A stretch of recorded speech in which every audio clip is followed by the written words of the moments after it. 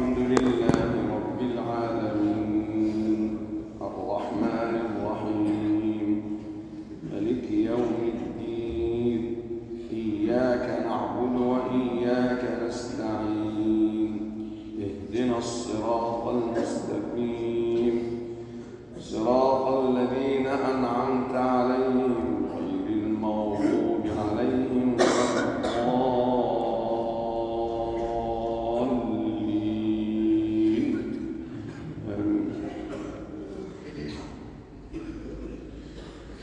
ويسألونك عن ذي القرنين قل سأتلو عليكم منه ذكرا إنا مكنا له في الأرض وآتيناه من كل شيء سببا فأتبع سببا حتى إذا بلغ مغرب الشمس وجدها تغرب في عين حامية ووجد عندها قوما قلنا يا ذا القرنين إما أن تعذب وإما أن تتخذ فيهم حسنا قال أما من ظلم فسوف نعذبه ثم يرد إلى ربه فيعذبه عذابا نكرا وأما من آمن وعمل صالحا فله جزاء الحسن وسنقول له من أمرنا يسرا ثم أتبع سببا حتى إذا بلغ مطلع الشمس وجدها تطلع على قوم لم نجعل لهم من دونها سترا كذلك وقد أحطنا بما لديه خبرا ثم أتبع سببا حتى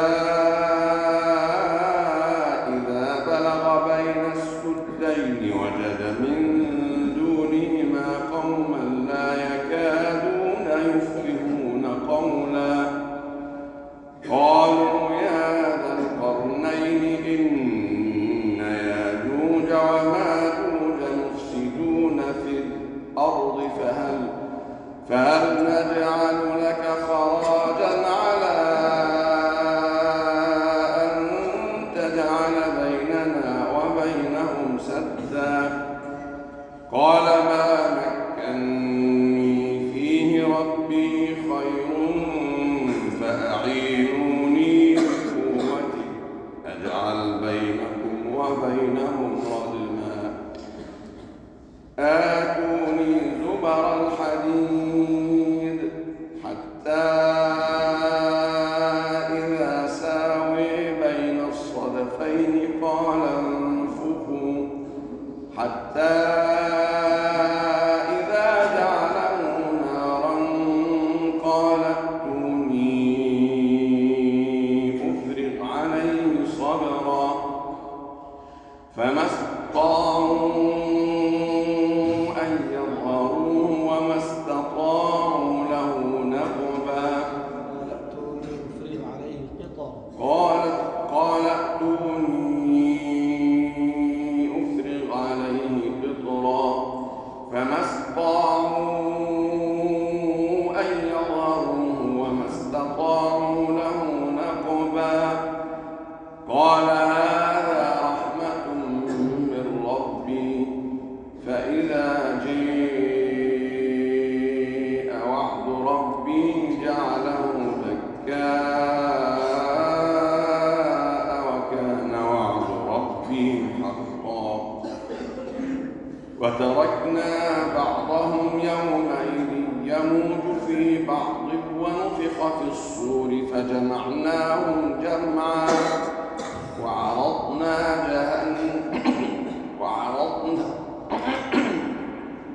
وعرضنا جهنم يومئذ للكافرين عرضا الذين كانت أعينهم في غطاء عن ذكري وكانوا لا يستطيعون سمعا أفحسب الذين كفروا أن يتخذوا عبادي من دوني أولياء إنا أعتدنا جهنم للكافرين نزلا قل هل ننبئكم بالأخسرين أعمالا الذين ضل سعيهم في الحياة الدنيا وهم يحسبون أنهم يحسنون صنعا أولئك الذين كفروا بربهم أولئك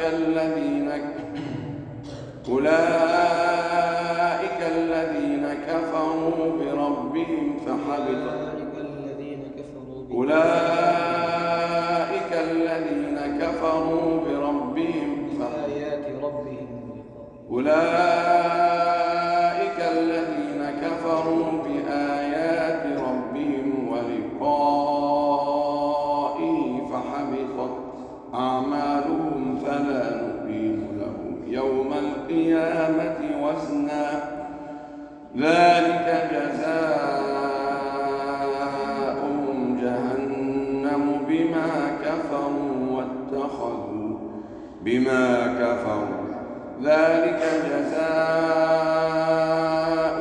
جهنم بما كفروا واتخذوا آياتي ورسلي هزوا. الله